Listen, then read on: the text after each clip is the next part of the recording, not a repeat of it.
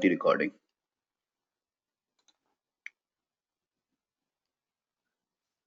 Okay. Yeah, this is what you sent, right? Okay. So what I noticed is this is fine. This first one is okay.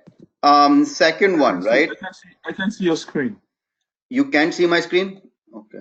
Yeah, I thought I could.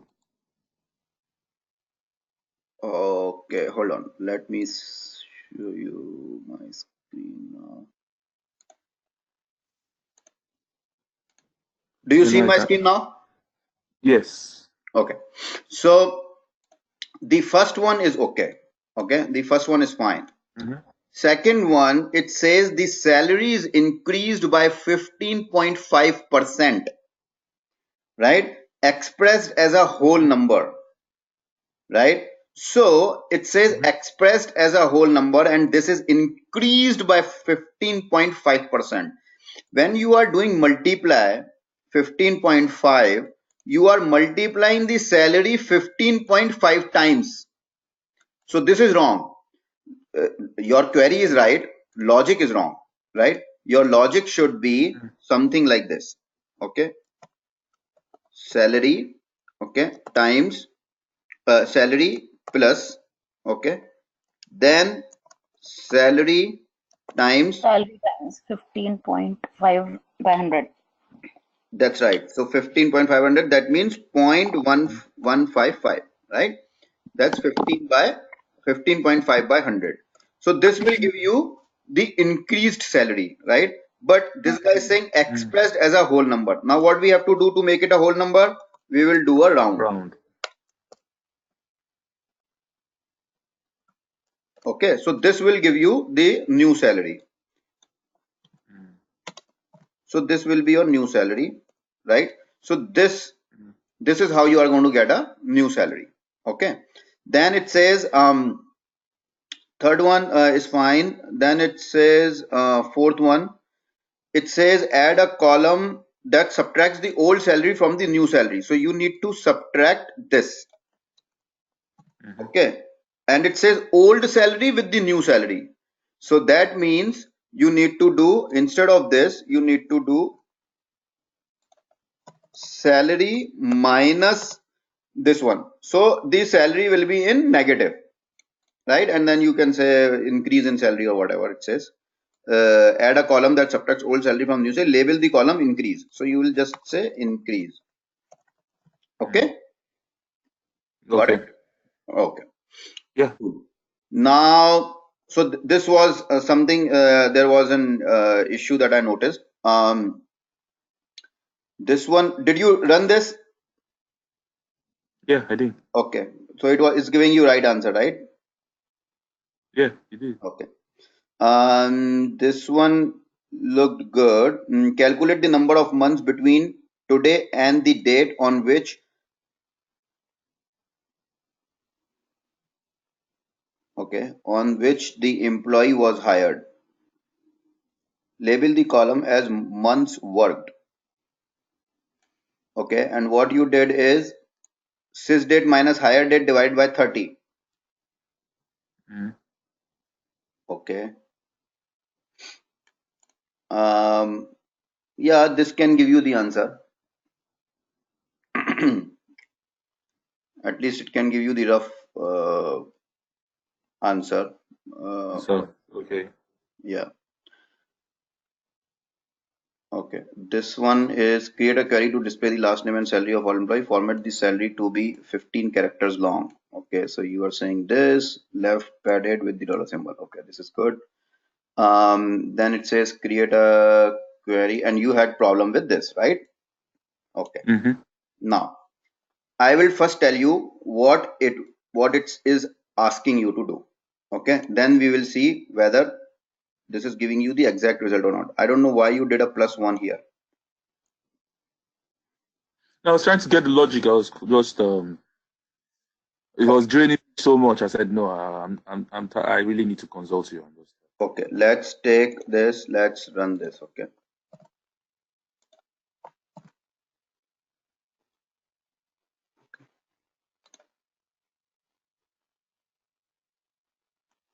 All right, and then let me take your query. And then,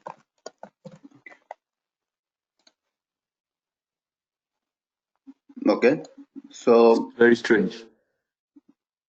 okay, so how many asterisks are there? So One, much is even. 2, 3, 4, 5, 6, 7, 8.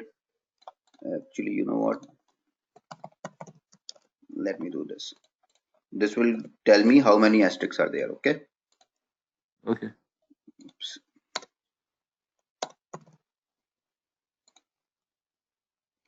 So 25. Okay. Now let's say what is the salary? Salary is 24,000. So asterisk should be 24, not 25. That's why there shouldn't be a plus sign. Whoa. You got it.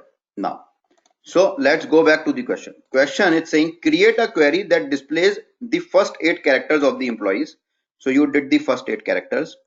Last names, employees' last names, and indicates the amounts of their salaries with asterisks, which is okay. Each asterisk signifies $1,000. So how many dollars are there for this guy King? 24,000. So that means the asterisk should be 24.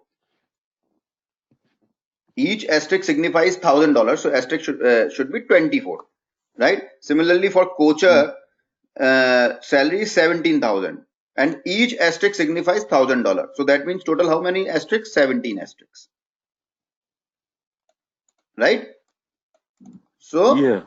that means this is how it should be. Okay, it doesn't need a length, so this is how it should be.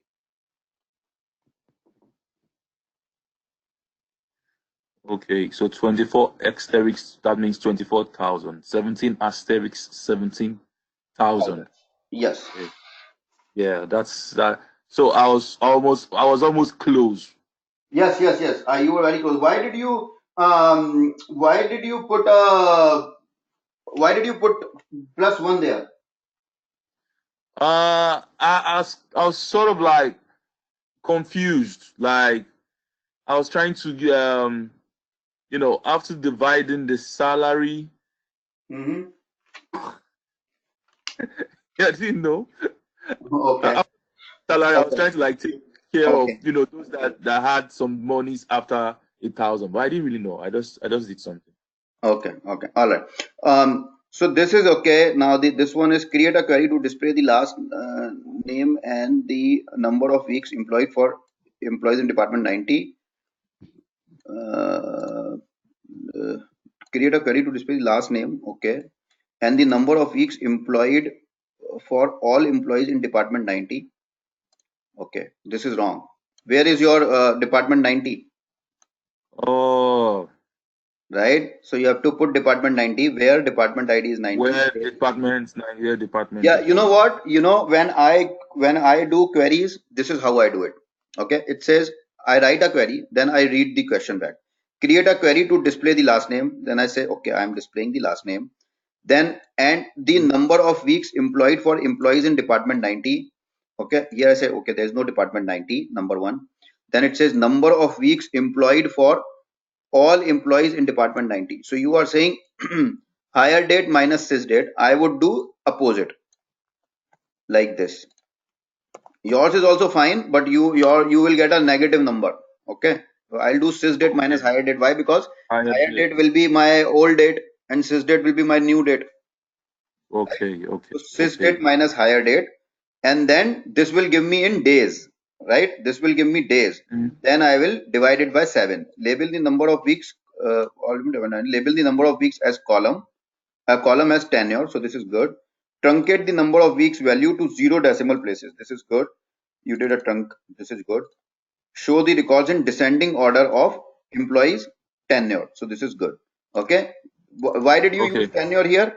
Because in order by clause you can use as an alias. As Alias. an Yeah. alias, right? So this is good. Yeah. There was one, yeah, this one, right? This one. Let's run this and Yeah. see what result you are getting. Okay, you are getting higher date is whatever and Mm-hmm. 237 months, right? Now Mm-hmm. this is what I am going to do. comma, okay, and then I'll say sysdate comma higher date.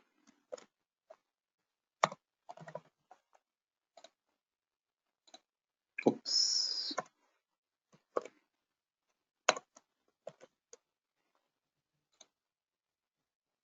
Okay, so see, I am getting 233, right? And then what I'm going to do is I will do a round of this.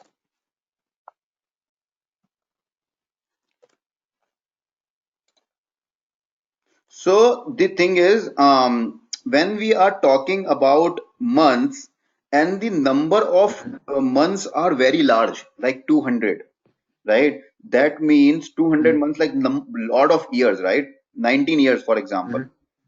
So in that case, we Mhm. will not get the correct result when we divide it by 30. This we will get a rough figure. Okay, when if you want exact figure, then we will do months underscore between.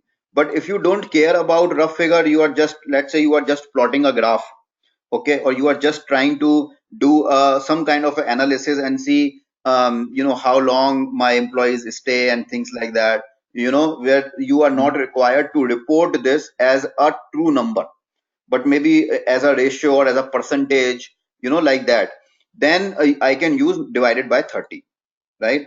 But if I have to report the exact number of months, then I'll use this function months underscore between. Got it? Yeah, got Okay. it. All right. So let's start the day 6. Okay. So up to here, we have gone through all the clauses. Okay, we have gone through all the clauses. We have learned select clause. We have learned from clause. Then we have learned, after from we have learned where clause. Then we have learned order by. Then we have learned group by. Right, all of these. And in group by we have learned having also. Right, because in group by you cannot use where. That's why we use having. What is our order? Our order is select and from. These are mandatory clauses. So select, from. Where clause is optional only when there is a condition. Then only you will use where clause. Where clause. Then we have group by clause. Group by clause is to, then we have order by clause. Order by clause is always going to be the last clause in the SQL statement.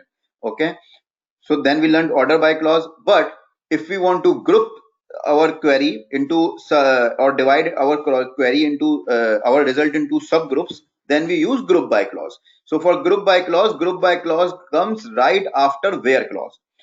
Okay, if we use where clause, then what it does is it first filters down my result using the where clause. Okay, so if I have some condition, then I must use where clause. Okay, so that my result can be filtered down. I'll get a less number of rows, and my query will also be fast. So then I will use where clause if I have a condition, and then after where clause I'll use group by. And if there is a further condition on a group by function, then I cannot use a where clause. I have to use having clause, because on group functions, I cannot use where clause. Okay, so and then after that we can do order by. So this is what our wrap up is, our review is. So day 6, let's start the day 6. All right. So now, as I mentioned earlier, there will be times, okay, you will need to use data from more than one table, right? So for example, in this slide, the report displays data from two separate tables. One is employees table and second is department tables. Now employee IDs exist in the employees table. Department IDs exist in both the employees and department tables. Department names exist in the department table. Now if I need to produce the report, right, the report that is shown below in the slide, if I need to produce that report, I will need to link the employees table and the departments table and access data from both of them, right? So this department ID, that department ID that I have, this department ID which I have in my employees table, right? This employees table have all the employees related information, not the department information, but employees information. But what I did when I created the employees table, I added department ID. Why? Because this department ID is actually a foreign key to my departments table, and it should match, it is matching with the department ID in the departments table, right? This is a foreign key. The primary key of this table is employees. Okay, the primary key of department is department ID. Okay, it is generally you do the you add the foreign key of a different table, and that key is actually a primary key of the other table usually, but it is not necessary. Okay, so here in this case it is foreign key of employees table. Department ID is also a primary key for the departments table. Okay, so I added this, right? So why I added it? I added it so because I knew that sometime I will have to add, I will have to link these two tables. So I need to create a relationship. Okay, you see how relationship is created here between the two tables. By using the department ID in the first table, I can now relate to both the tables. I can create a link to both the tables because I have a common value here. Okay, because I have a common value, I created a relationship, and this relationship is makes me my database as RD RDBMS, okay, which is relational database management system. Okay, RDBMS. Why RDBMS? Because of this relationship. That's why it is called as RDBMS. And this is also the concept of 3NF. Okay, remember this. This is an interview question. 3NF. 3NF is a third normalization form. Okay, third normalization form. Now we'll review what is the normalization form.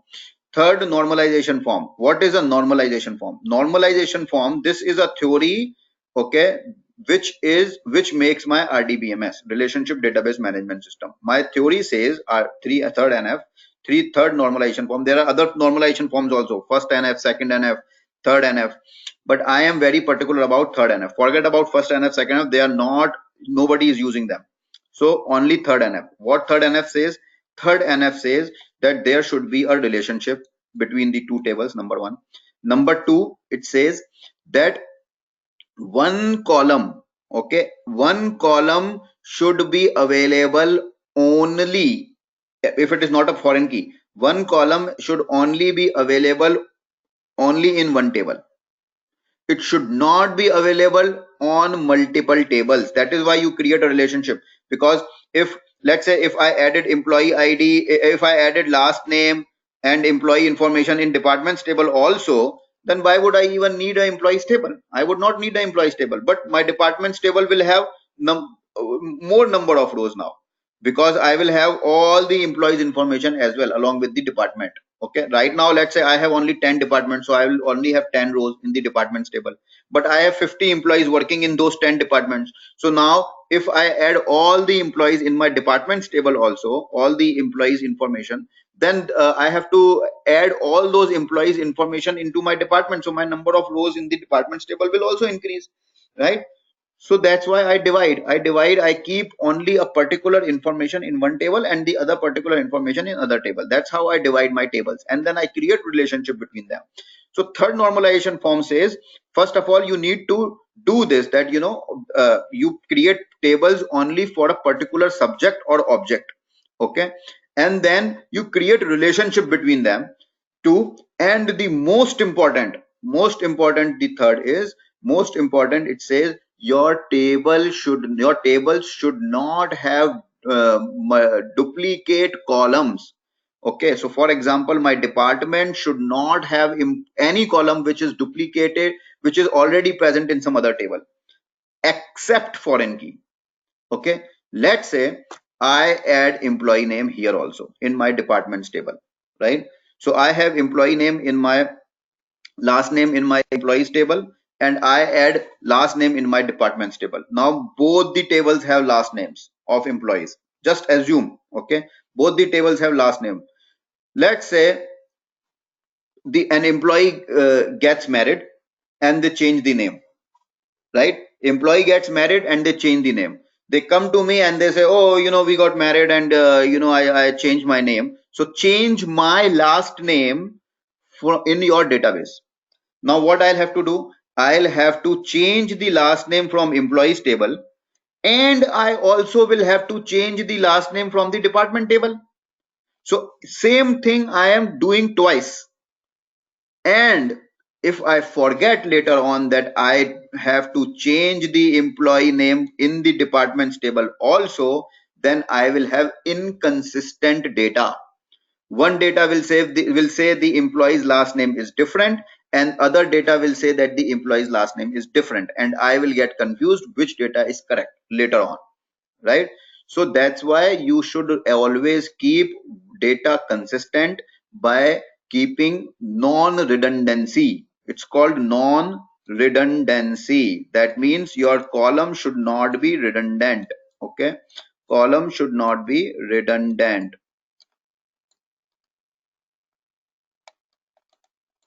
Okay, column should not be redundant. This is called 3NF, third normalization form. Now when do we use always 3NF? Do we always use normalization, data normalization, or do we sometimes create duplicates? Okay, do we sometimes create duplicates? Answer is yes, we do. We do create duplicates, but those duplicates are only created or maintained in a data warehousing system. That means, to give you an example, okay, for example, if you go to Costco always will have two databases. One database is when you are purchasing an item, you go to a cashier, okay, and they scan the product, and then they will tell you what the price is, and then you pay, and then you come out of it. That particular system is called OLTP. Okay, let me clear this. That particular system is called OLTP. Okay, why it is called OLTP? Because it says online transaction processing. Online transaction processing. Right then and there, they are processing a transaction. Right then and there, a record will be created under your name. As soon as you pay, a record will be created under your name, and the products will be entered into your orders table, and a transaction will be created in the database, right? That's why it's called online transaction processing. Right then and there, whenever you are doing anything on your database, right? For example, you are updating something, you are inserting something, or whatever. So it says online transaction processing. And the other concept is when you go to return an item in Costco, okay, you go in the line, and then they scan the product, and then if they do not find in the OLTP database, then they go back, they take your card, they go back into another database, and in that database they search by your by the product SKU number or whatever number it is. They go and they search the product under your name, and they see when did you purchase this product. Okay, it's very manual. Why do they do that? Because it has millions and billions of records for all their customers in the entire US, okay, for all the dates. So their search is very, very difficult, okay, and it will take a lot of time. So what they do is they search by your name, and then they search by the product, and then they keep looking, keep looking multiple pages, and then they only able to find it. So that database is a data warehousing database because it contains multiple billions of rows and things like that. So that's a huge database. In huge databases, you want your fields to be duplicated. You want your fields to be duplicated so that when query happens, you do not query multiple tables. You do not have to. Okay, you just query one table and you get all the result. Because when you query multiple tables, your query processing will be slower, because then it will look in one table and then it will look in another table, and it will make the query slower.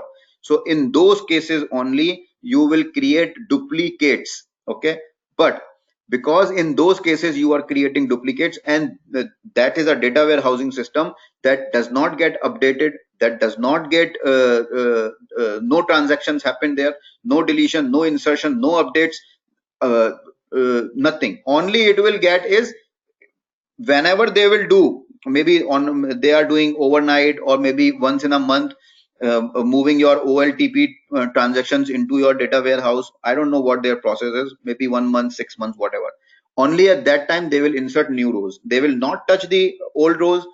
If let's say a customer name is changed, okay, and they come back and they say, oh, my name is changed, and things like that, they do not go back to the data warehousing system and update it on previous transactions. They keep it as is. Okay, only for the new ones they change it and then they update it, but not for the old ones.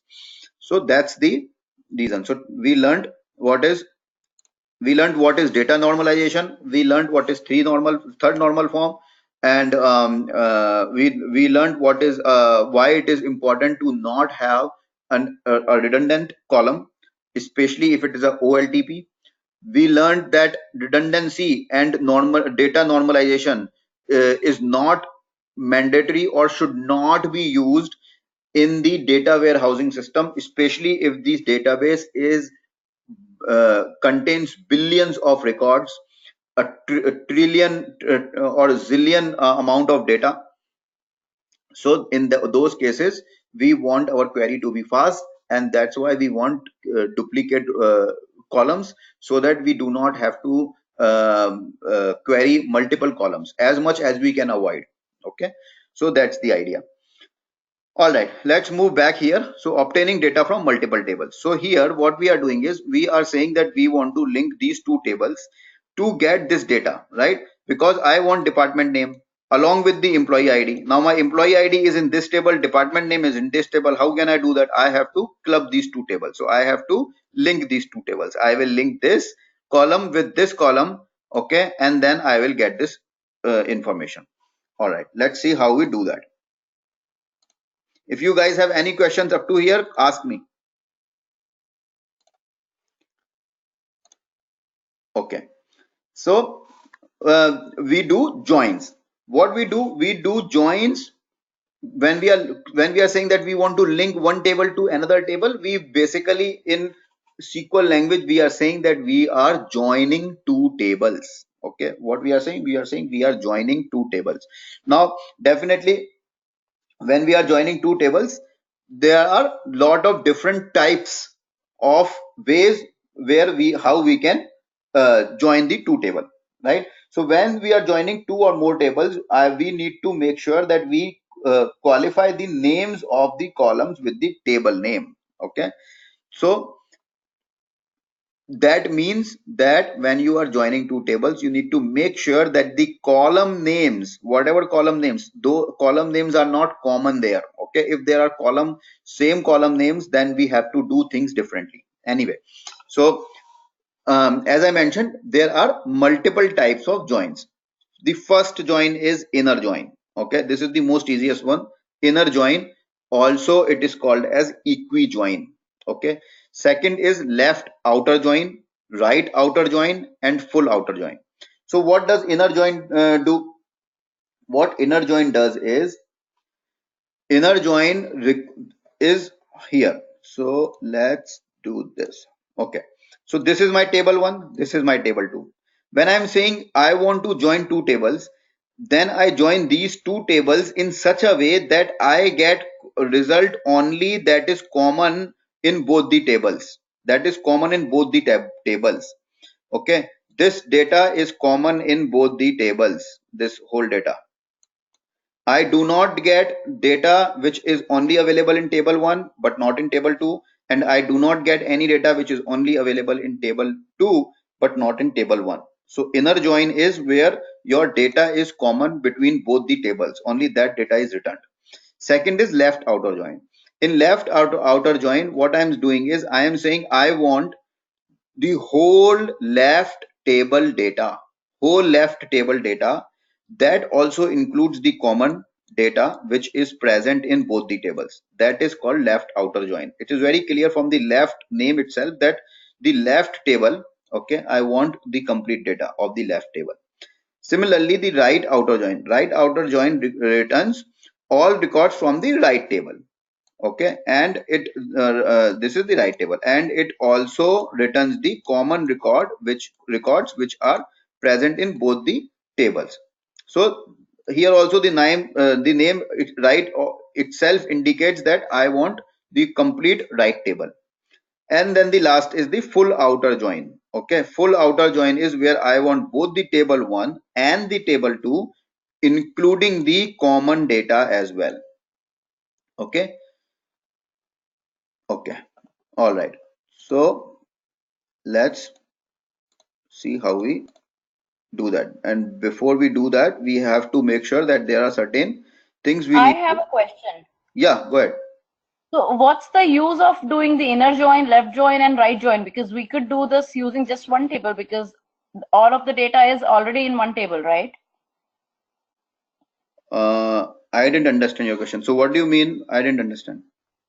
Like in the inner join, so whatever is in the inner join is present in table 1 and table 2, right? So what's the need of joining them when it is because it is joining only that particular area which is common. So we could just use table 1 because we already know that data. That's what Okay, my okay, okay, okay. I got your question. I got your question. Okay. So when I said the common data, okay, that's actually a wrong statement. I want to take it back. It's the word is wrong. I should not say common. I should say matching. The matching data. Okay. Let me take it back. It's not a common data. It's a matching data. Okay. Let me write it here. Matching. So when I'm saying matching, that means only the matching data. That means that data which table 1 and table 2, when it matches, only that data is it's going to return. Okay, let me go back and show you what I meant with that.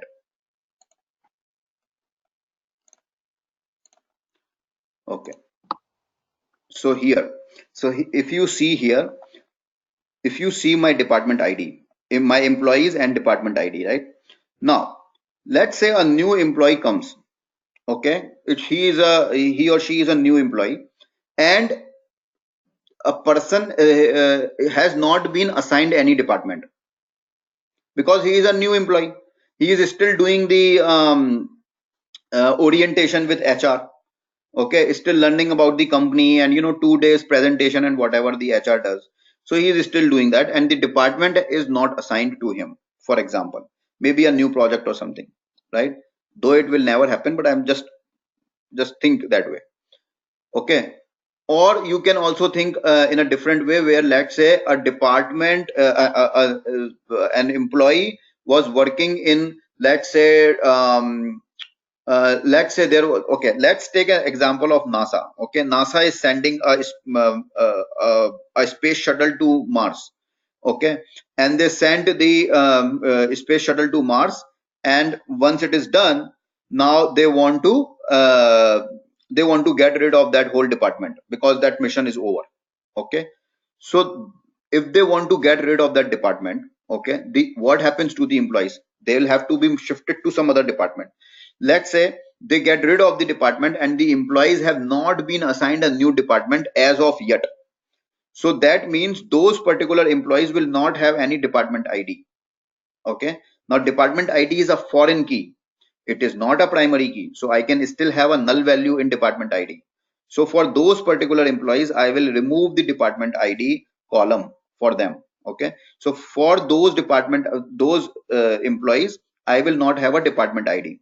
Right now, when I'm saying I want department name of all the employees who with their last name, for example, or employee ID, department ID, and department name, those employees who do not even have a department ID, how will I get the department name for them? I will not be able to get the department name. So that means inner join will give you only information about only those employees who have a department ID, and that department ID matches with the other department ID of other table. okay. You got my idea? Kind of. I'm still confused, but yeah, maybe I'll get it when we do it in Okay, practice. we'll do it. We'll do it very soon. All right.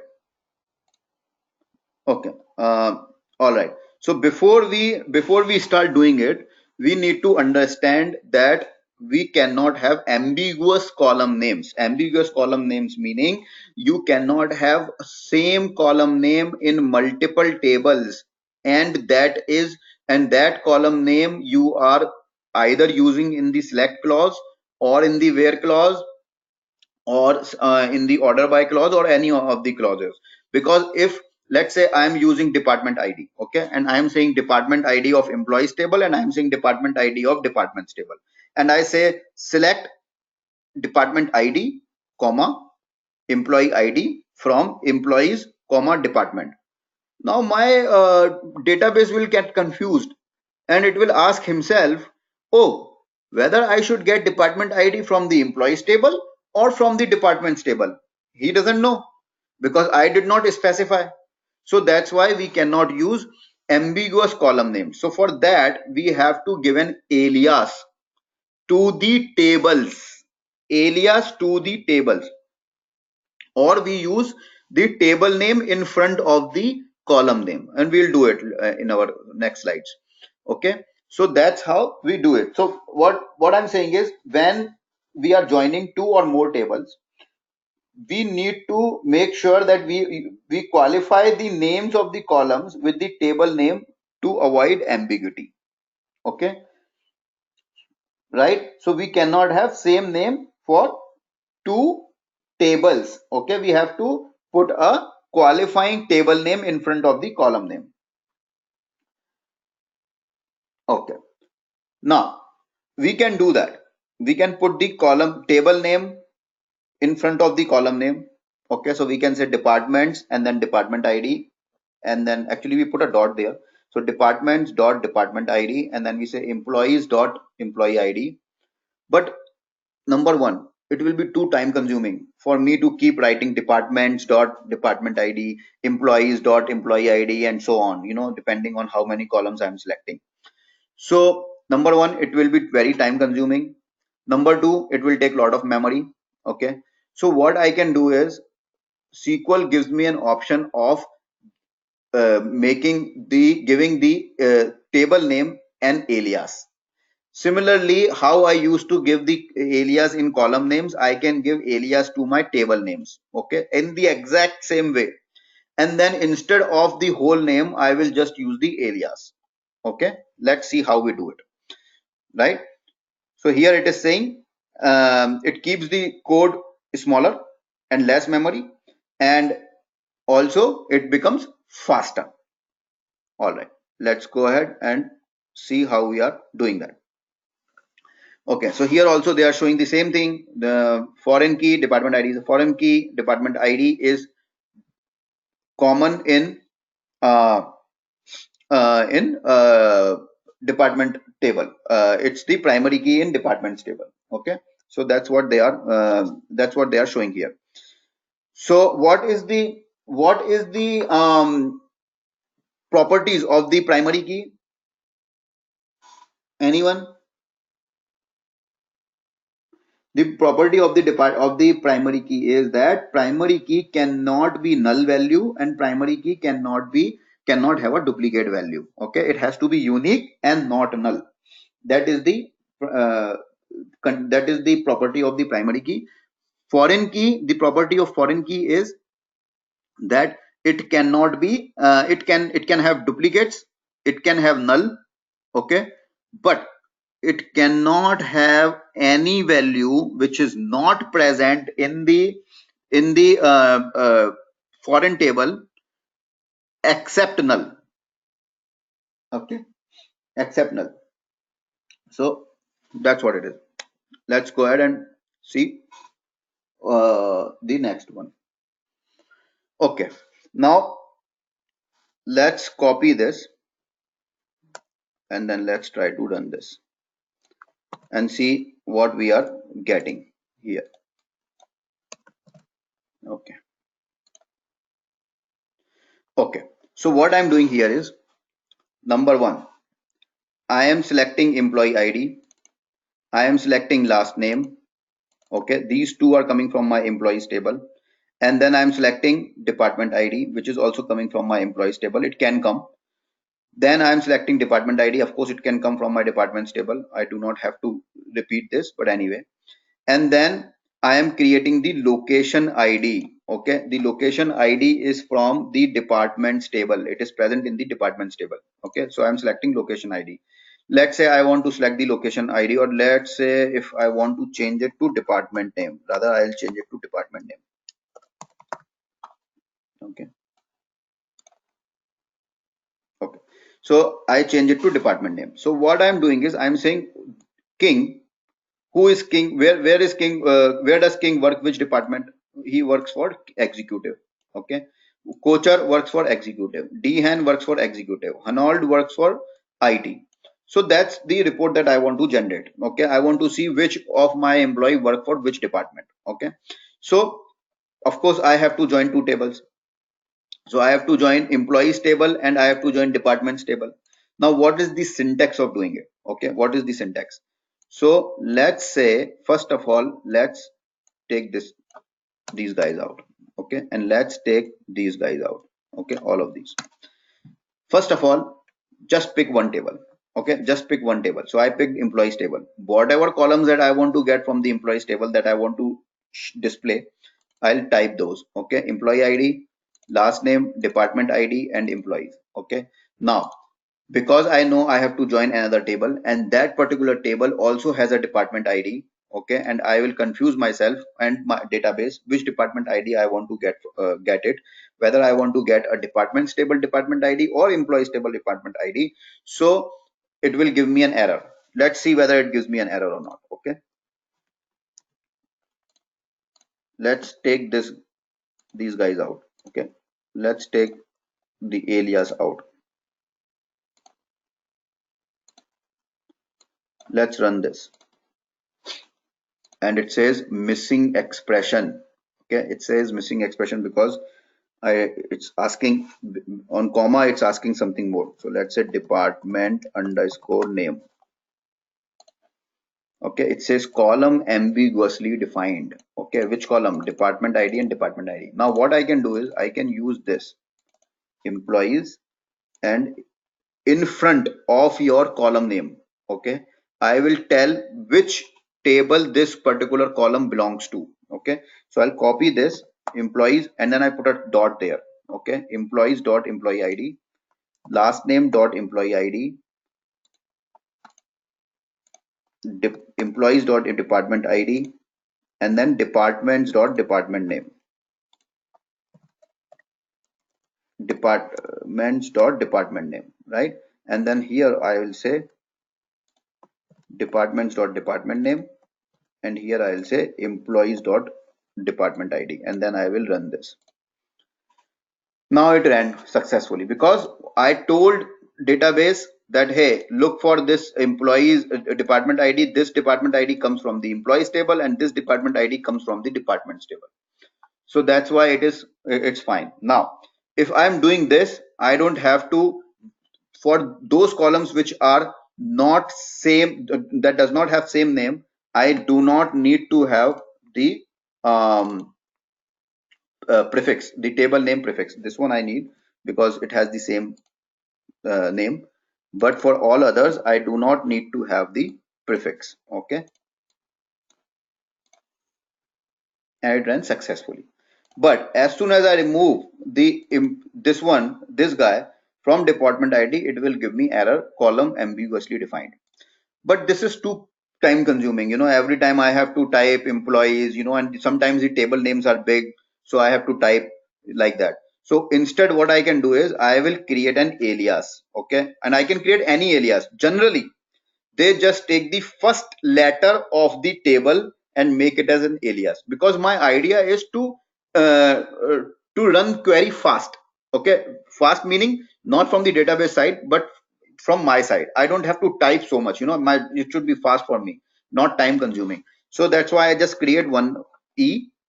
Okay, and for this guy t, and here I'll say e. Okay, and then I'll say e to everyone, e dot e dot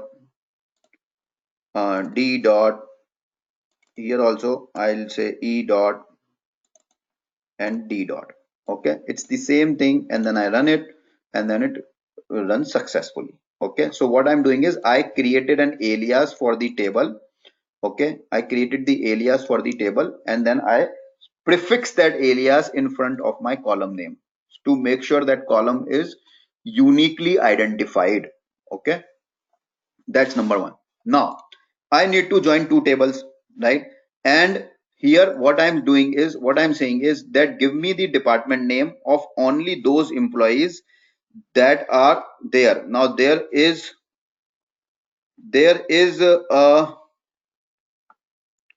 okay, there is some employees that do not have a department. Let's see if there are any. If not, then we will insert somebody.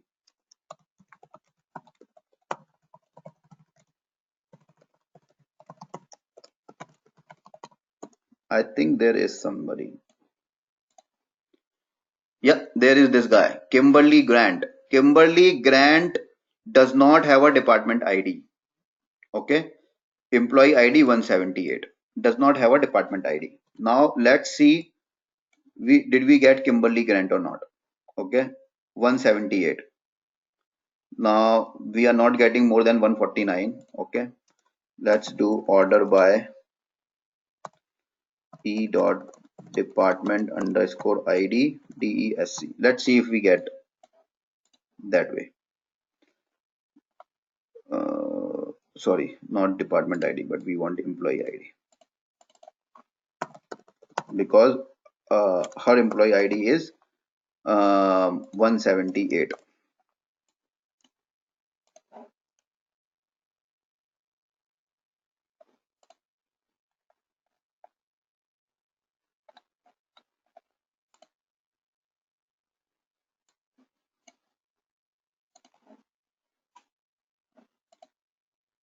That's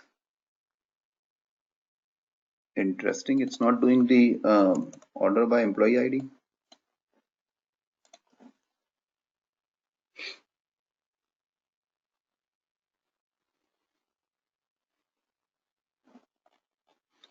Oh, actually it is doing, but okay, hold on. It is taking this guy also. Let's put a semicolon here and see. Okay.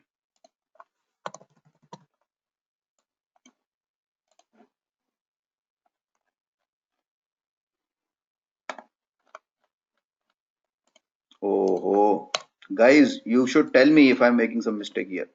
There were two semicolons there. Okay. So now 178. Let's see if we have 177 and then directly 179. 178 is missing. Why 178 is missing? Because that particular department ID is not there. And I am doing inner join. Okay. What my inner join query says, inner join says, this is my inner join. It says only bring the matching result that matches in both the columns. I mean tables. So department ID in table 1 for employee 178 was null. Okay. So because it was null, it did not even show that employee ID because that particular person was not matching in my department table. Shikha, are you following? Yes, got it. You got it? Yep.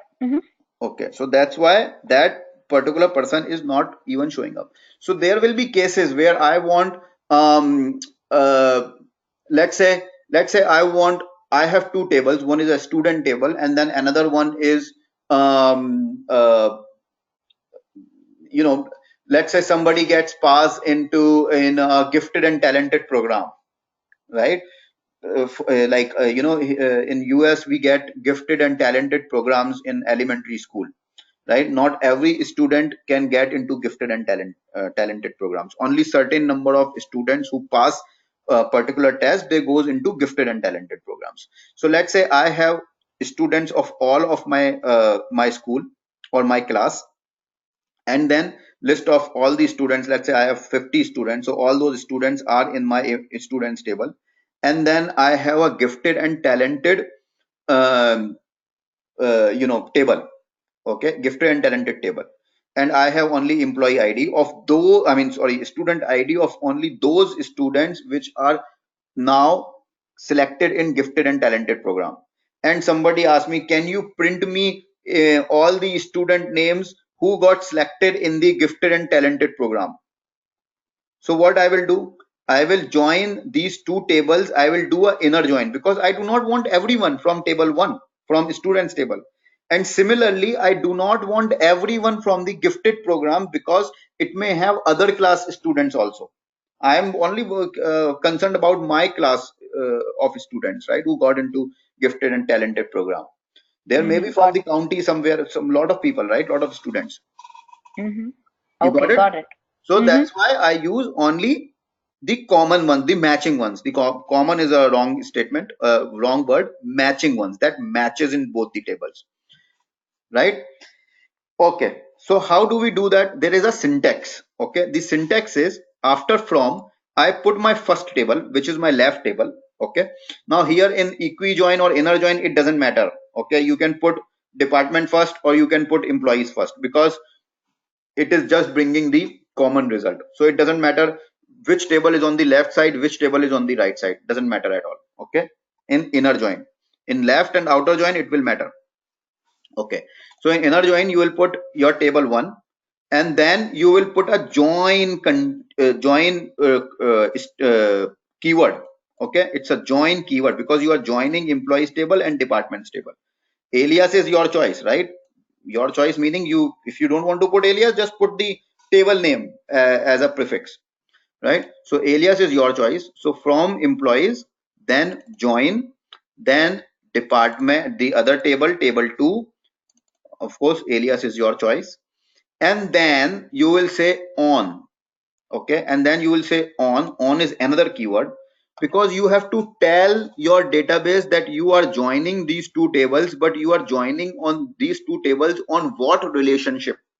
You have to define a relationship. On what relationship?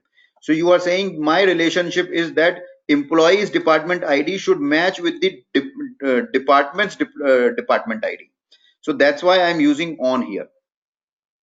Got it? So that's why I'm using on here. There is another way of writing it. This is a new way, and then there is a old way of writing it because some people can ask, oh, why do I have to use on there? Why I could not use a where clause and just say e dot department ID is equal to d dot department ID, right? Why do I have to use even the on? Okay, yes, of course you can do that. So I am joining two tables now with a comma sign. I remove the join clause because when I'm saying join keyword, then I have to use on keyword. Okay. So I remove the join and I'm saying where. So I'm creating a condition here where e dot department ID is equal to d dot department ID. Okay. Let's take this out and then let's run this. And I'm getting the exact same result. Okay, so this is another way of doing the inner join. This is the old way of doing it. Okay, if you see people like me who are old school, you will notice that I am writing my statements like this. Those who are new school people, they write the statements like this. Okay, both are correct. You can write in both whatever ways you are comfortable with. I will say go with this because this is a newer version and faster. And later on, I don't know when, maybe down the line, 10 years, 15 years from now, they may discontinue this version, this way of writing the uh, uh, relationship between the two tables. Okay, using the where clause. Okay. So anyway, so you can do this, right? So this is called inner join because I am just specifying my condition on, okay, instead of where, on, and the on clause will be in the parenthesis. Okay, it will be in parenthesis. So that's why I do it on. Let's go back and let's see how I join the other things. Okay, so this is what we just saw how we use the on clause, okay, to with the join to make it as a inner join. Okay, and this inner join is also called as equi join. Okay, this inner join is also called equi join. Why it is called equi join? E Q U I, or inner join. Both are same. If somebody asks you what is an equijoin, you can say inner join. Okay, equijoin, inner join, both are same thing. Why it is called equijoin? Because it has equal to sign, only equal to sign. Okay, that's why it is equijoin. Okay, there could be a non-equijoin also. So right now it is equijoin because it has an equal to sign and the tables are just simple inner join, no left, no outer, just simple. That's why it's called equijoin. Okay, and inner join. Okay, let's erase this. Let's go back. Okay, let's see the next slide. So this is my next slide. Now they are saying, now we can see that how I can join more than two tables. Okay, how I can join more than two tables. Now let's see. Let me copy this. I hope I have a locations table in my script. If not, then we'll have to join some other table. Let's see. Yeah, we do not have a locations table, so we have some other table. Let's see, what table do we have? We have a job underscore grade table. Okay, we'll join the job underscore grade. So we have a job underscore grade. Yeah, we cannot use job underscore grade because that is not a equijoin. It will become a non-equijoin. We'll see that later. Okay, so let's go back. Okay, so we do not have a locations table as of now in our script. I will add that later, guys. For now we'll just have to bear with it. Okay, now we do not have a locations table, so we have to assume that there is a locations table, and in that locations table we have a location id column, which is a primary key, location id. And what I am doing in the location table is I am creating the records for each employee's address. Okay, each employee's address as well as department's address. Okay, right now it is department's address. So where is my department now? My department, I can have a multiple department, multinational offices, or not multinational but multiple cities. I can have my offices, right? So I can have my sales department here, or for example, in DC we have lot of companies who have just the federal contracting department in DC, and they are based somewhere in California, in Pennsylvania, and somewhere in New York, Chicago. Their headquarters is somewhere else, but they have a small office just for the federal contracting, and their department is a federal contracting department. Okay, so for that particular department, where is the location? The location is in DC. Okay, so similarly for let's say they may have some other department, in sales department in New York but headquartered in Chicago, right? Like for example, Amazon has so many departments, so many offices everywhere in US. So similarly they may have multiple locations in United States or in any part of the world. So that location is, that address, whole address is stored in a different table called location table, and it has a unique ID called location underscore ID, location ID. So what I am doing, I want to create my report in such a way that I want employee name. Okay, where is my employee? And then I want to know where is my employee located, in which department, and where is that department located. Now most of the time, unless my employee is working from home, or not working on site and working from somewhere else, my assumption is that all of them are working on site.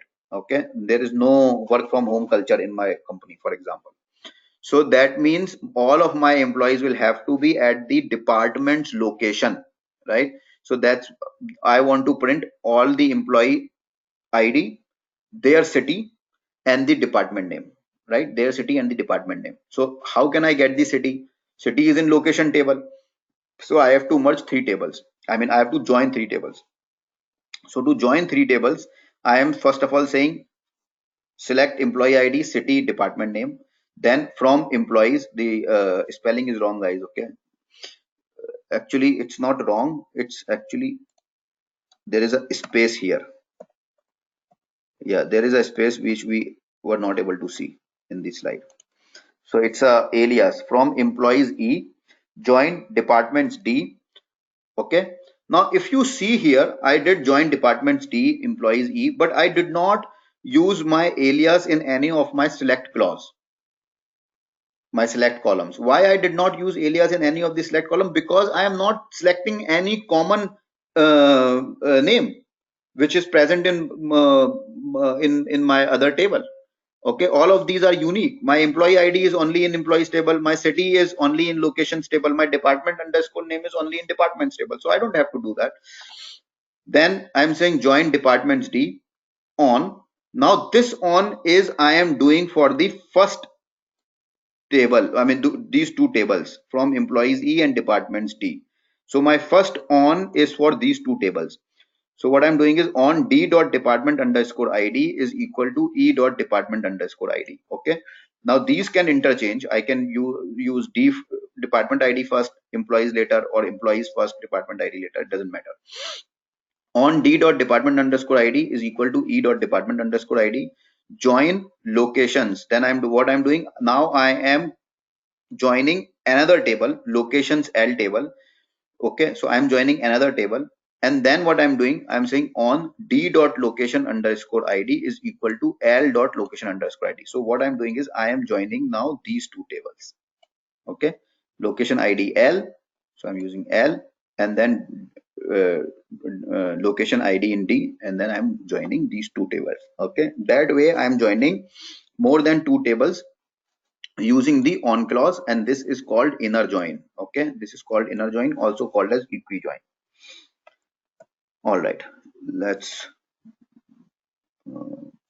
if you guys have any questions, ask me. Okay, all right, now what I'm doing is, now I got how to join two tables, but if I also want to add a condition, okay, I want to add a condition. How can I add a condition? So to add a condition, all I have to do is I just have to use either and, or I can use where clause. It is my choice. Okay, I can either do and, or I can use where clause, okay, to apply additional condition, because actually this is also my condition. You know, as we saw that I could use where clause, this is also my condition only. So this on is nothing but basically a where clause, to be honest with you. Okay, so what I'm doing is either I can do where or I can do and. It's my choice. Okay, so let's run this and let's see what rows do I get.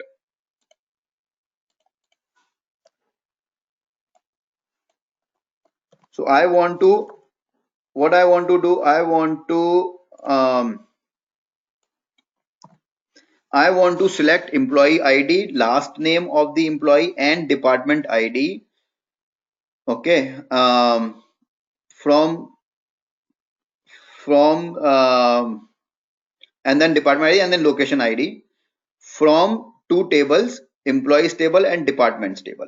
Okay, I want employee ID, last name, department ID, and the location ID of all my employees.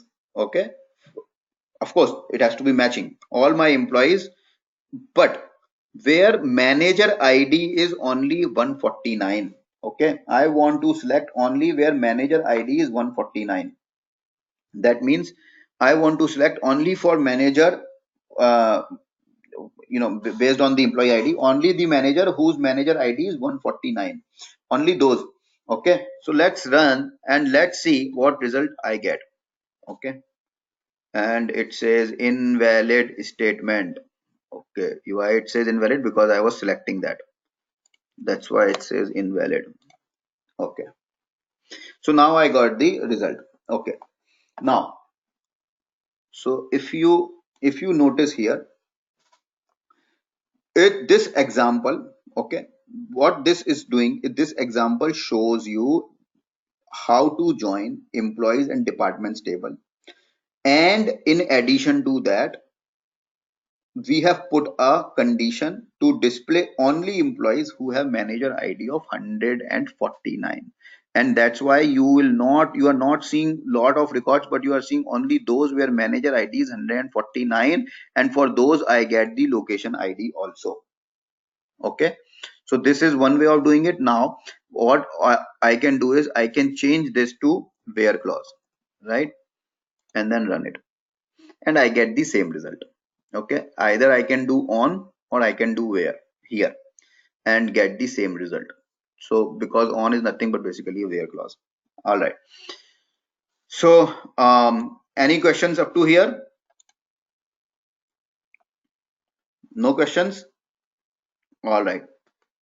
Now my question to you is actually, okay, let's go back, let's run this. Okay, okay, I have this table, right? And I run this table, and after I run this table I see that I get the information about my employees. Okay, let's take this Nina Kochar. So she is an employee, and I see that she is a vice president. Okay, that she is a vice president, and she works for somebody whose manager ID is 100. Okay, he works for somebody whose manager ID is 100, but I want to know who she works for. Now how can I know who she works for? Manager ID I am getting 100, but I have to go back to my employees table, look for this manager ID as an employee ID, right? Because this is nothing but an employee ID actually. So I go back to my employees table, see whose employee ID this 100 is, and then I can get who the manager for Nina Kochar is. So I see 100, then I go back to my employee ID and I see 100 is Steven, King Steven. So I know that Nina Kochar works for King Steven. Okay. Similarly, let's go down. Let's see, I want to know about Laura. So Laura works for as a ST clerk, sales clerk, or whoever it is. Laura, she works for manager ID 121. That means employee ID 121. She works for employee ID 121. Now I go back and see who 121 is. 121 is Adam Fripp, right? That's how I will know. But how can I get that information? So in order to get that information, this becomes my foreign key, manager ID. Okay. Foreign key to my employee ID. Okay. That means I have to join two tables, and both of those tables have to be the same tables. That means it's called self join. Joining a table to itself when I want to get an information about this from the same table in such a way that the information is stored in such a way that I have to join the same table to itself.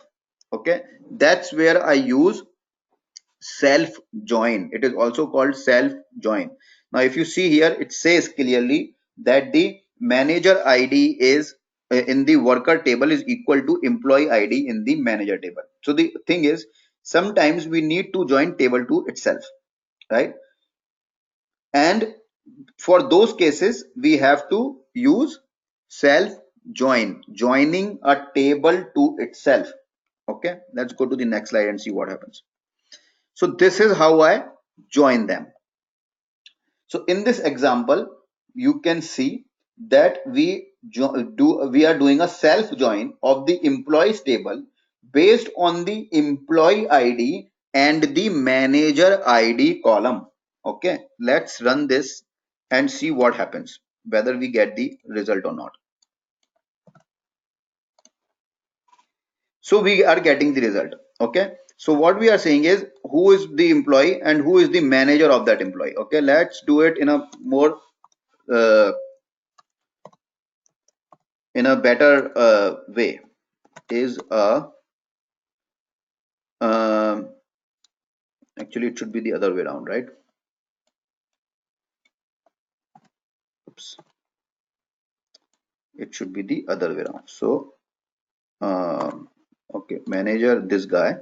Okay, and then I say this. Okay, and I say is a um, manager of, and then I said this. right? And then I run this. And then it says from keyword not found. Why? Because I am using this and I am just giving one single table, and how can I use alias? Okay, so I'll say um, complete info, something like that, okay, as a alias. Okay, so it's saying King is a manager of Kochar. King is a manager of Dehan. Dehan is a manager of Hanold. Hanold is a manager of Ernst. Hanold is a manager of all these guys. Kochar is a manager of Greenberg, and so on, right? So this way I can, if I want to know who is the manager of whom, this is a good way of knowing, right? So what I've done here is I am doing a self join, because you can see I have used the same table from employees and from employees, join employees. So I am joining two same table. Okay, what I'm doing is, this is an alias. Okay, don't get confused with this. This is a worker is an alias. Okay, I can just say E here. Okay, now if I do another E here, it will give me an error. I cannot do another here. Alias have to be different. Okay, so that's why I have to, I'll say manager M, and this one is worker W. Why I'm doing that way is because I will know when I'm selecting from this guy, W guy, right? So I have to say here M, and I have to say here W. When I'm selecting from W guy, okay, column, table, then I should know which column to pick from. Okay, which column to pick from. Now in this case, both are last name. Okay, but if I switch the order of these last name, I will get incorrect result, right? So I know that this is a manager, so it has to come from the manager table, and this guy is a employee, so this has to come from the worker table or employee table, whatever. Okay, workers table. So I have to be very cautious here. Okay, now here what I'm doing is I am joining these. Okay, so I'm saying from employees join employees. Okay, from employees join employees, and here also I have to change. So this guy will be W and this guy will be M. Okay, on W dot manager ID is equal to M dot employee ID. Okay, same thing. I did the same thing and I get the same result. Now instead of this, I could also use where, and it will give me the same result. I have to remove join. I cannot use join here with when I'm saying where. I have to use comma. Okay, so King is a manager of Kocha. Okay, but this is a new way. So this is a self join. So equi join, now equi join can also have a self join. Okay, let's move on to the next one. Now as I said, the equi join, now we also have a non equi join. Okay, and that's where we are going to be using job underscore grades table. Okay, so what I have done is I have divided my my employees in such a way that whoever is earning in certain number of bracket, I give them a grade. Okay, so if somebody is earning too high, I give them like higher grades. If someone earning low, I give them lower, I put them in a lower bracket. Okay, so for that bracket I have created a job underscore grades table. Okay, job underscore grades table. Let's see what job underscore grades table is.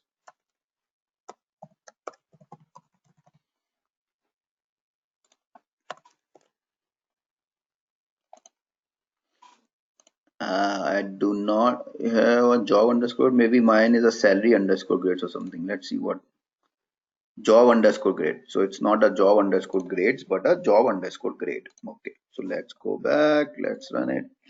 Okay, so job underscore grade.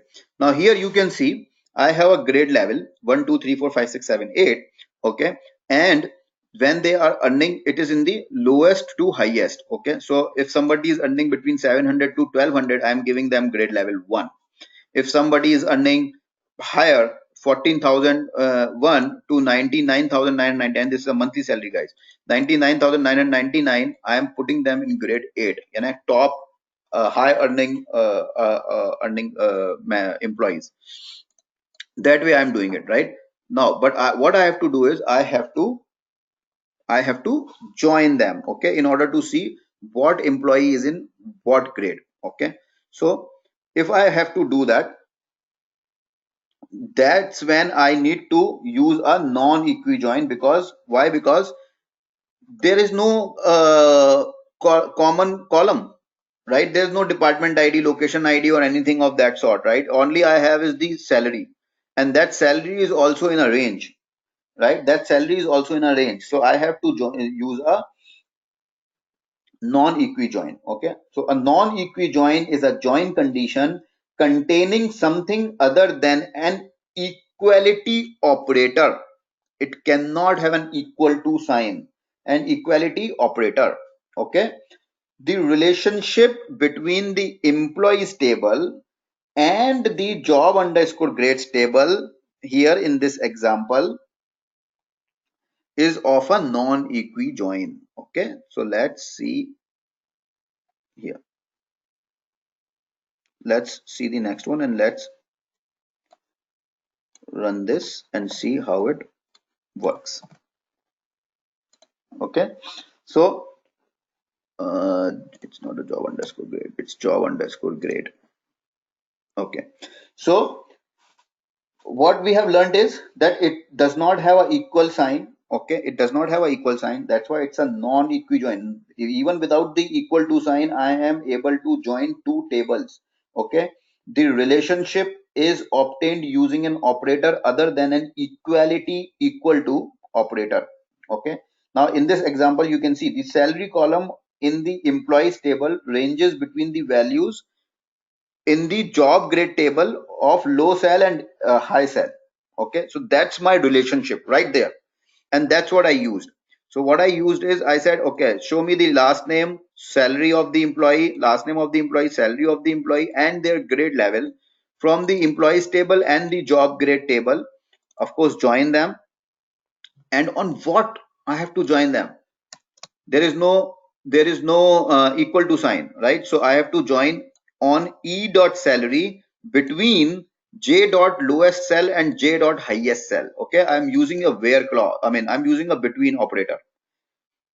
I could also use where e dot salary is greater than equal to lowest dot cell and e dot salary is less than equal to j dot highest underscore cell. Okay, it's exactly the same thing, but it's actually nothing but between clause, so that's why I use between. Okay, so if I run this, it gives me the grade level of all of these. Now I could also do this way. Okay, e dot salary where, okay, where e dot salary is, if let's say if I don't want to use between, equal less than equal to j dot salary. Oops, I did not use a e dot salary again.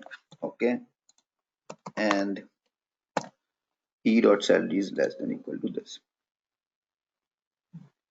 Oh, where did my from go? Oh, I removed the whole thing. Okay, employees e comma job underscore grade j, right guys? Okay, like this, and I get the same result. So I could do that way also, between on clause also, between also. Okay, and instead of that I could do this also. So let's go back. Okay, and so we saw how you can use where clause instead of join for these kind of inner joins. Okay, and then we can do instead of this on e dot salary, instead of this I can use, actually this will not work. uh, let's see, it will work actually. Let's see. I, it will work. Why? Because it is taking this as a join condition. Okay, this as a join condition and this guy as a where condition, and it will give me the same result. So that's why it will work. Okay, So instead of between, I can use this also, but it is not a equi sign. It is not a equal to sign. It is a less than equal to sign. That means it's a between basically. So that's why it's a non-equi joins. Okay, it's a non-equi join. So you do not have to always have to look for equal to signs and things like that. You can join any table with any other table, and you can see here that my job underscore get does not even have a prime, does not even have a foreign key. Like my employees table does not have a foreign key for the employee for the job underscore grade table. My job underscore grade table does not have a foreign key of my employee table. So irrespective of whether I have a foreign key or not, I can still join two tables as long as I have some way of a relationship between the two tables. Okay, so that's what I did, right? So what we learned here in this query, we created a non-equi joint, and we to evaluate an employee's salary grade, right? So what is the employee, which grade does the employee belong to, right? And the salary uh, has to match between the low salary and the high salary. If let's say it does not match, let's say I have somebody who earns more than 100,000. Now my job grade only has up to 99,000, right? But somebody earns more than 100,000, then that particular row will not come here, because of course it is an though it's not an equi join, but it's an inner join. Okay, so it is not going to bring, it is only going to bring the matching ones. Okay, so you can see none of the rows in the job grades table contain the grade that overlap. Okay, that we have seen. I don't know if you guys have noticed it or not.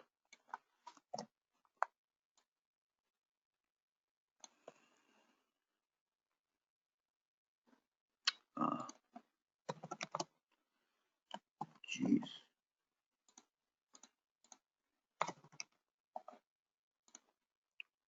Okay, now if you see, none of my grades are overlapping. If my grades overlap, then I will not get the right result, because then my on clause condition will get confused, and it will see, oh, which one to match. Let's say if I have 14,001 to 99,999, and then I have another grade level 9, and it says 15,001 to 99,999, and then in that cases I will get a issue. Then in that case I will not be able to join this. Okay, because then it will be overlap, it will not be a unique, right? That's the problem. Okay, but it will never happen in those cases. Okay, let's move on. Now returning records with no direct match using the outer join. Okay, now we need to know what is an outer join. Let's make it big. So what is an outer join? Now we learned that one particular employee, okay, one particular employee did not have a department ID, right? Similarly, in a department table, okay, there is one department ID which is 190, where no employees are there. Okay, they may have created a department, and then that department is also gone, or it's a newly created department, and none of the employees have been assigned to that department yet. So there is one particular department where there is no employee. Okay, and similarly there is one employee who does not have a department ID yet, right? Okay, let's see. Do you guys remember the name of that employee that did not have a department ID?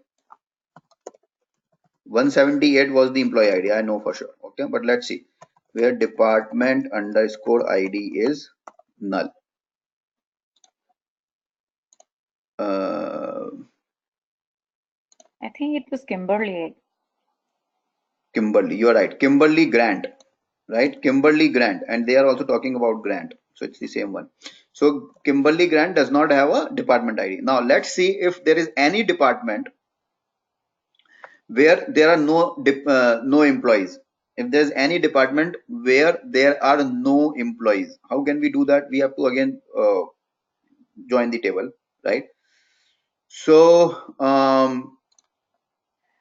select star from employees where or we can say select star from, oh, I cannot use that because I haven't shown you guys how to do a um, how to do a um, it's called inner SQL, how to do a inner SQL. So we'll not go there. Okay, so select star from employees comma. Okay, we cannot do that also because for that I have to do an outer join. Okay, so we'll just assume that there is one department 190 where there is no employee. Okay, what I can do is, I know the department ID is 190. Let's see if there is any employee who is in department ID 190. Select star from employees where department underscore ID is equal to 190. No, I do not have any employee who is in department 190. Okay, let's see if I have somebody in department 200. Nope. So how many departments I have? Let's see. Select department underscore ID from employees, and I'll say DISTINCT, and then I'll take this off, and this will give me the distinct of all the departments. You see, it also give me null. Okay, so the distinct of all the departments, and I do not have a 190 department. See, it clearly shows me that I do not have a 190 department. All I have is maximum is 110. So I do not have a 190 department, but 100, whether that particular department even exists in my department ID. Let's see, in my departments table. Yep, there are a lot of departments that exist in my departments table, but they are not enough employees, right? So a 190 does exist. Okay, so there are lot of departments where there are no employees, and there is at least one employee that does not have a department ID. Okay, so in that case, let's say if I want to want a report where I want to show all the employees and their department, and even if the employee does not have a department ID or the department is not assigned, I want that particular employee as well. Okay, I want that particular employee as well. How can I do that? In those cases, I have to use outer joins. Okay, let's see the next slide and let's see how do I use that. Okay, so it, yeah, anyone has any question? Okay, so we have to do outer join, right? Now what is the difference between the inner join and the outer join? A join between two tables that return the result of the inner join as well as the unmatched rows from the left or right table is called left outer join, and a join between two tables that returns the result of an inner join as well as the result of a left or right join is a full outer join. This is the same exact thing what we have seen here. Okay, so now inner join, we know what inner join is. Left join, where you get the result from the left table. Right join, where you get the result from the right table, full result. And the full outer join, where you get the result from the both the tables. All right, so let's move back and let's let's see how my left outer join works. Okay, left outer join. So this is my left outer join. What I'm doing here is I want to print all the employees, okay, all the employees from the employees table, whether they have a department or they do not have a department. I want all of my employees along with their department name. Okay, if they do not have a department name, I want those employees also, because I have to have a list of all my employees, right? So I, even if they do not have a manager, I mean they do not have a department, I still want to show them, right? So in that case, what I'm going to do is, if let's say I don't do this, okay, and if I run only this, right, and see whether I get the uh, what was the name of that employee? Grant, Kimberly Grant, whether I get Kimberly Grant or not. Okay, and I do not see Kimberly Grant, but let's say order by Grant, E order by 1. Okay, I am using a positional order by. So by 1, let's say G, A, B, C, D, E, F, G. Let's say, do I get a grant? I get a grant, and I don't know if this is the same Kimberly Grant. So E dot first underscore name,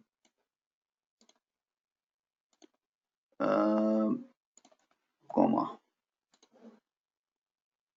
Okay, let's, oh, now it's doing by K. Okay, A, B, C, D, E, F, G, H, I, J, K. No, let's do it by 2. Okay, now let's see grant. Where is grant? A, B, C, D, E, F, G. Grant is here. See, it's a Douglas grant.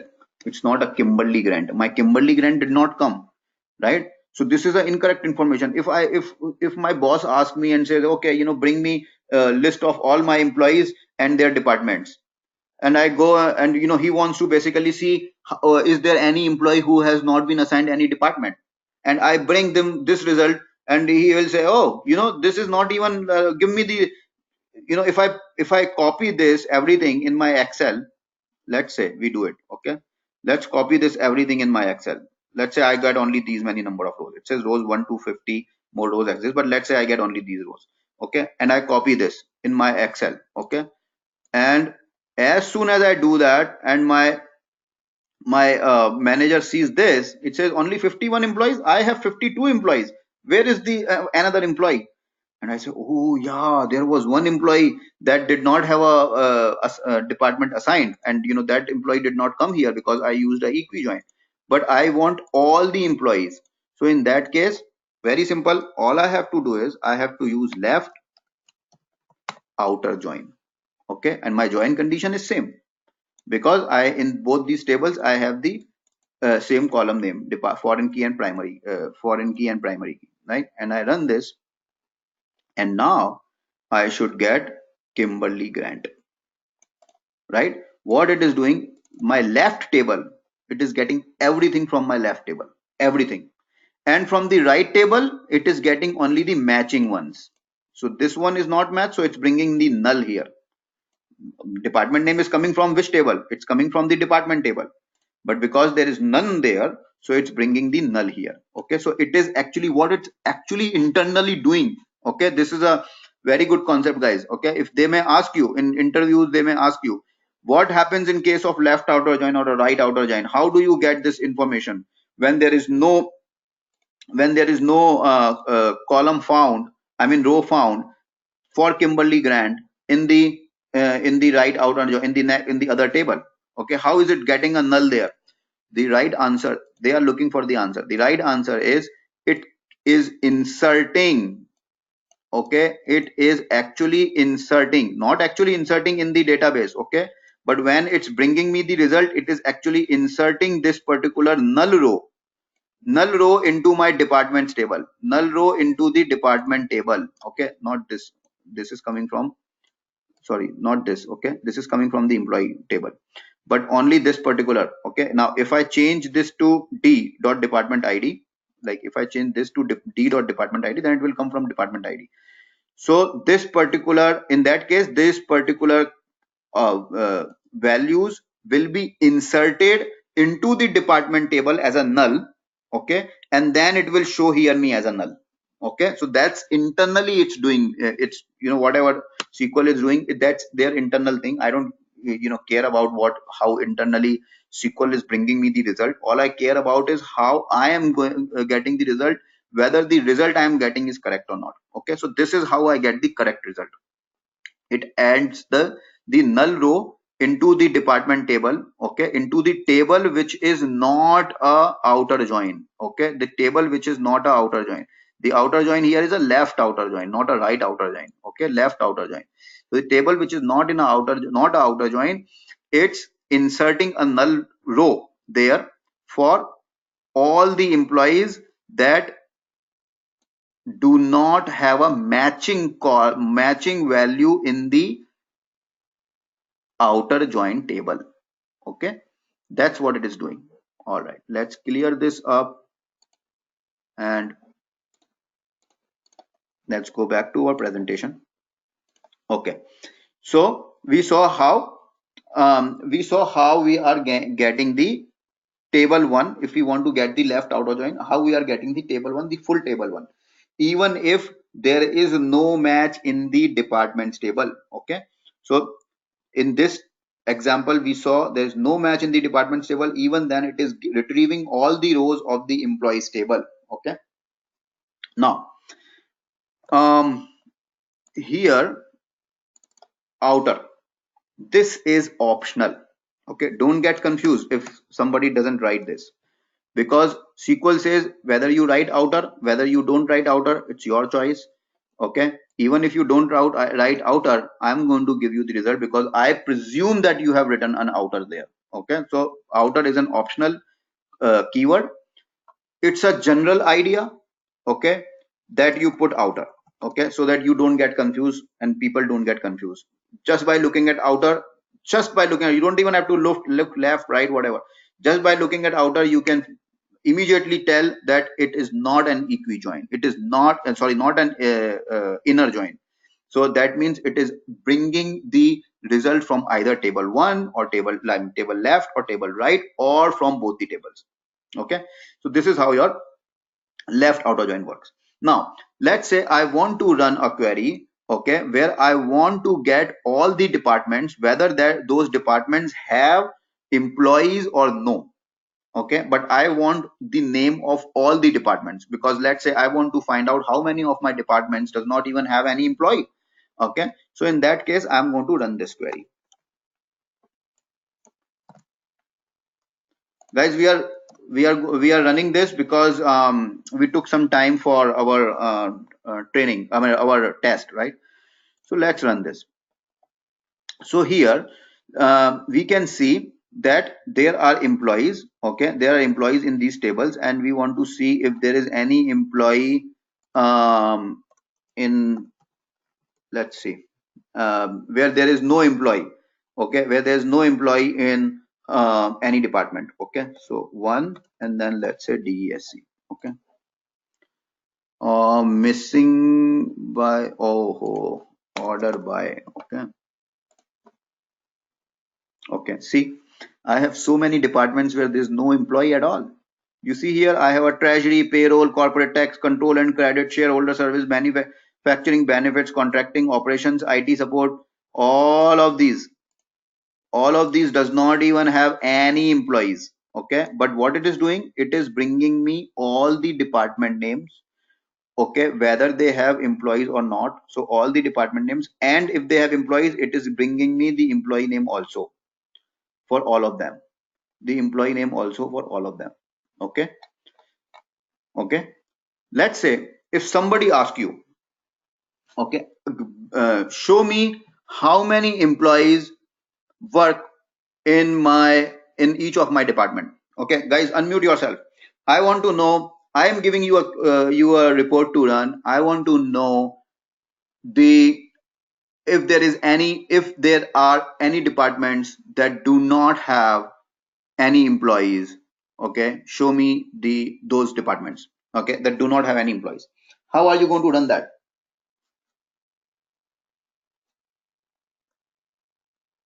Maybe a where clause. Okay, Emmanuel, you have any idea? Yes, I think she's correct. Well she's close. she is right, using a where clause. Okay, so we'll write a Yeah, where clause here where last name is null, right? yeah. Okay, and if they ask me that give me the number of each department and the number of employees that work in each department. Can you repeat the question again? Count. Department and number of employees in each department. Departments, number of departments, and Name, number of employees that. department name and number of employees in each department. Okay. Count. The count function should work. Count department name. Yes, so count function will work. So I could, if I want to just find out Okay, if there is any department that does not even have any employee, I can just use the count. Okay, what I'm going to use is I'm going to use count star from count star comma department underscore uh, department underscore name from departments departments table, right? Mhm. And I have to use what? I have to use employees table also, because I'm saying department name. Let's say, let's change it to department ID. Okay, and I'm saying employees table. Okay, count star from count star comma department underscore ID from employees. Okay, from employees. Okay, I'm going to get an error here, guys. Why? Can you tell me? Is my table name employee or employees? Employees. Okay, I'm going to get an error. You know why? Because I did not use a single group by function, and I'm using a department ID here, and this is a Count function. aggregate column. Okay, this is a group by function, so I have to use group by. Okay, so I'm saying group by department underscore ID. See, so it gives me count of all the count of employees, basically number of employees in each department. Okay, so this is the department ID. Each department ID it is giving me. There is one department where there is one employee, but there is no department, null, and this guy is Kimberly Grant, right? Now there are other also. Now there are other departments where there are no employees, right? But that did not come. Why? Because I'm just using the employees table. Got it? But I Mhm. got one employee who does not have a department, who does not have a employee ID. I mean department ID. All right. So this is what we learned about right outer join. Any confusion here? Any questions here? No question. Okay. Let's move on to the next one. Now, let's say my boss asked me to give me the all the employees and all the departments. Okay, basically he is saying he wants to know if there is any employee who has not been assigned in any into any department, and if there is any department that does not even have any employee. So both, so that he knows exactly if this particular Grant Kimberly, where she should be assigned to, which department she should be assigned to. Maybe he wants to assign Kimberly Grant to a department where there is no employee as of now. Okay, so but he wants to see who other than Kimberly Grant he can move, okay, to a different department. So he wants to see, he wants to basically reorganize the departments. Okay, so he wants to see the list of all the employees and all the departments. In that case, what do I have to do? In that case, I have to get the table from left table also, complete table, and from right also, complete table. Okay, left also and right also. That is called full outer join. Okay, that is called full, not left, not right. It's called full outer join. And this is also simple. All I have to do is just use full outer join instead of left and right. I'll just say full outer join. Here it does not matter where you put your left table, where you put your right table. I can switch them.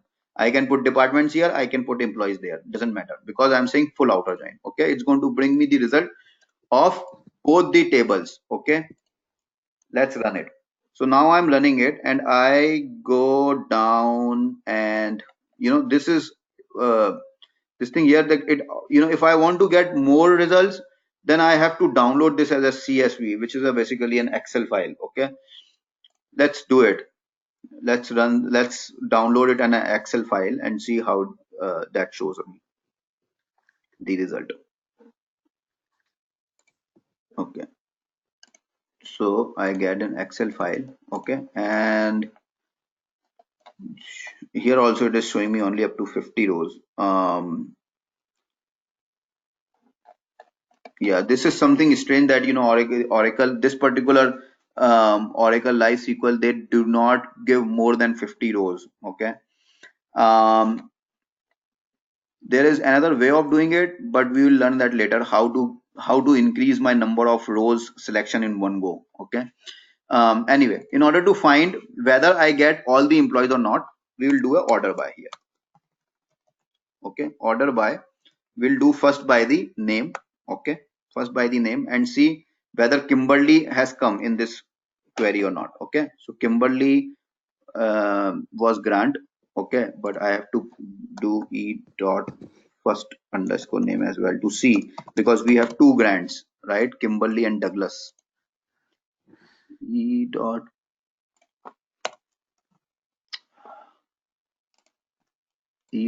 first underscore name.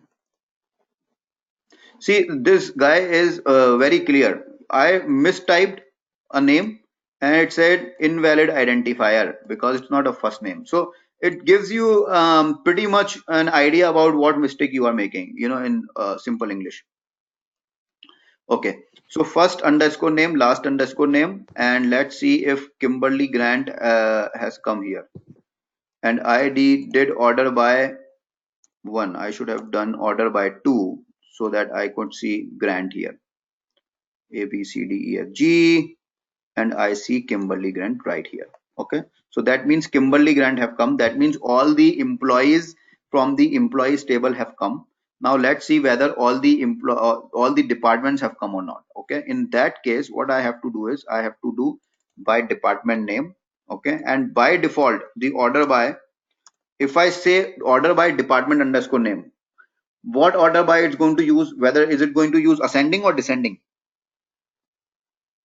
Ascending. Ascending, that's right. So it's going to do ascending. So that means lowest first, that means in alphabetical order, A, B, C, D, like that.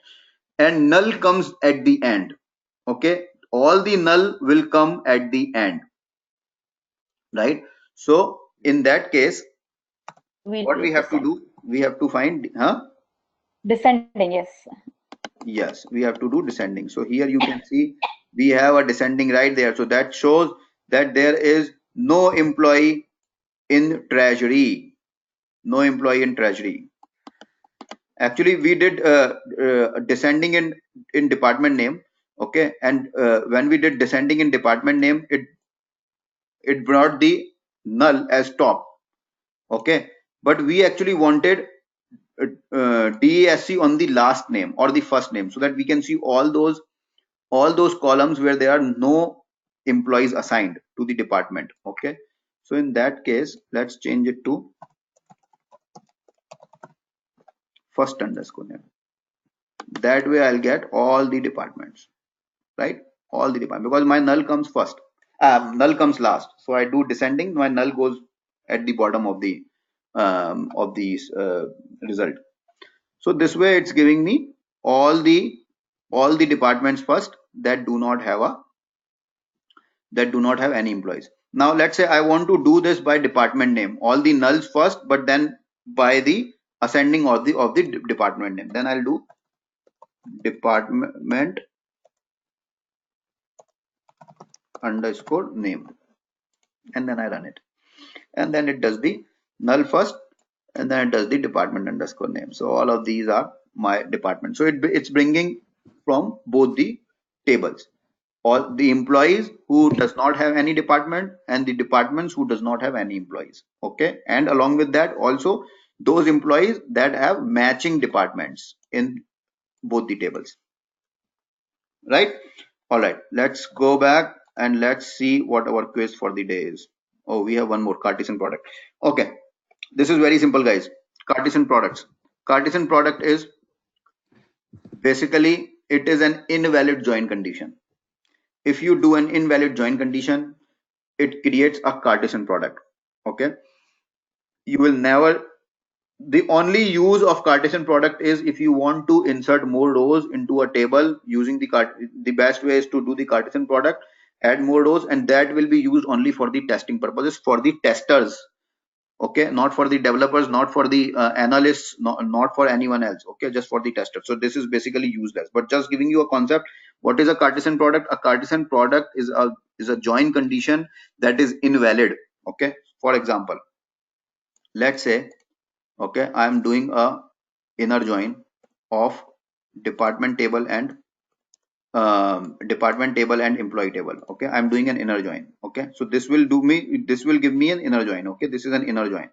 Okay, and it is bringing me all the all the rows. Okay, but let's say instead of department ID, or I do not even do a join here, I just say this, then what it will do, it will still run, because it's a join condition, it expects an on clause. Okay, but if I say this, okay, and do not give a where clause, what it does is it's still giving me all the rows. But you see how many administration I'm getting? Everywhere it's all administration, right? Or everywhere it's the same department ID.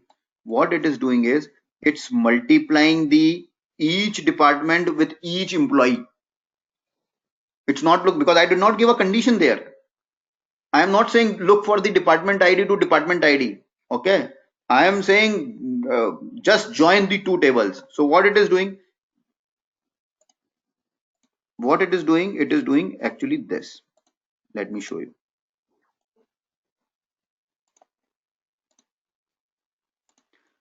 It's taking this row, okay, and then multiplying, uh, joining with this row. Then it takes this row, join with this row. Then it takes this row, join with this row. Then it takes this row, join with this row. Keep on going till the end. Okay, join one row of department to all the employees rows. Then it, once it is done with this, then it takes the second row, join with this one.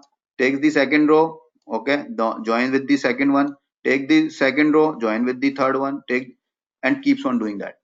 Okay, so each row of each department is joined with each row of the employee department, employee table. So if there are 20 rows in employee table and there are 8 departments, then it will do a product of this 20 times 8, 160 rows. Okay, but it should not give me 120 rows, 160 rows. My employee table only has 20. Okay, I am doing a equi join, so I should get less number of value, right? Even if all my employees have a department, then also I should get only 20 rows, right? How come I'm getting more than 20 rows, 160 rows? Because it is joining both the tables without a join condition. So if I do not have a join condition, if I have a invalid join condition, then it is going to do that. Now the best way to avoid this, sometimes we forget, okay, sometimes we are in so much hurry we forget to write a where clause there, or if we are doing in a where clause way. That's why I recommend that you use a join condition, not a where clause but a join condition. Okay, like this. Okay, if you use a join condition and you forget an on clause, it's fine, because it's going to give you an error. It says missing keyword. As soon as you get an error, you will know that you missed an on clause. Okay, and then when you put the on clause, there is more chances that you will put a valid on clause. But let's say if you put an invalid where clause, okay, let's say you put something like this,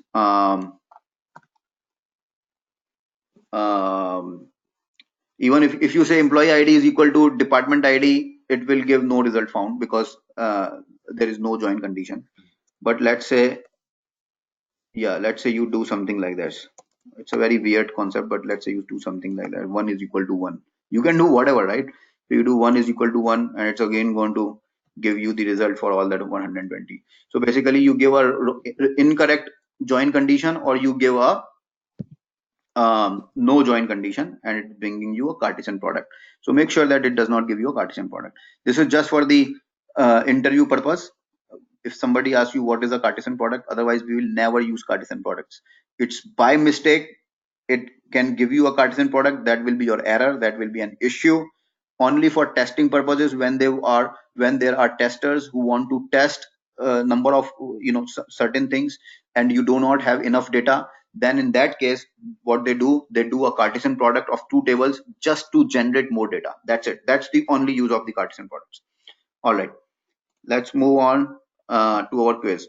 So our quiz for today is, which of these join types are correct?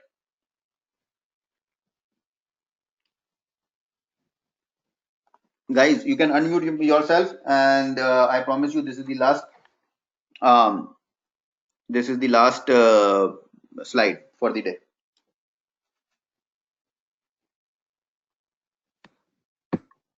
Left how to join. 1, 2, 3, 4, 5.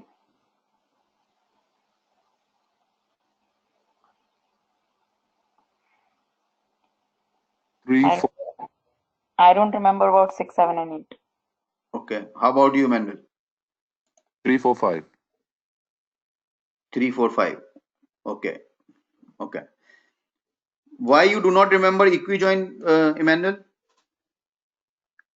Equijoin Oh, is the one with the equal to sign, okay. right? Non-equijoin is where we saw how we did the job grade using the between sign between low cell and high cell, right? That's a non-equijoin.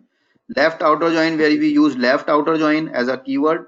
Right outer join is where we use right outer join as a keyword. Full outer join is the where we use the full outer join as a keyword. Shikha, for self join is correct.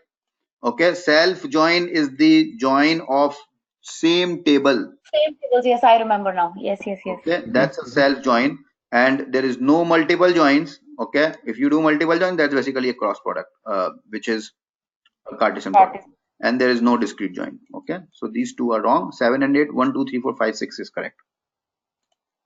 Hmm. Okay, All Okay. right. okay, guys. Can we have a class tomorrow instead of Tuesday? Oh, we got a lot of assignments not yet undone. The day is not enough. So we could report to you in case we have issues. Okay, so you want to do it Tuesday then? Yes. Okay, let's do it on Tuesday, or yeah, let's do it on Tuesday then. That's fine. Okay. You have something for Tuesday? Okay, maybe we could actually just No, let's do uh it on Tuesday only. That's fine. I was just thinking because tomorrow is actually holiday for us. I don't know if you guys, because it's a Columbus Day, so it's a holiday. So I was just thinking if in the daytime you guys can do the exercise. uh No, it's not off for me. I'm working tomorrow. Oh, yeah, me too. okay, okay, okay. All right, then we'll do it on Tuesday. Okay. All right. Okay, all right. Yeah. Okay, have a good night, guys. Yeah, Yeah, thank bye. Good you. night. Thank you. Good night.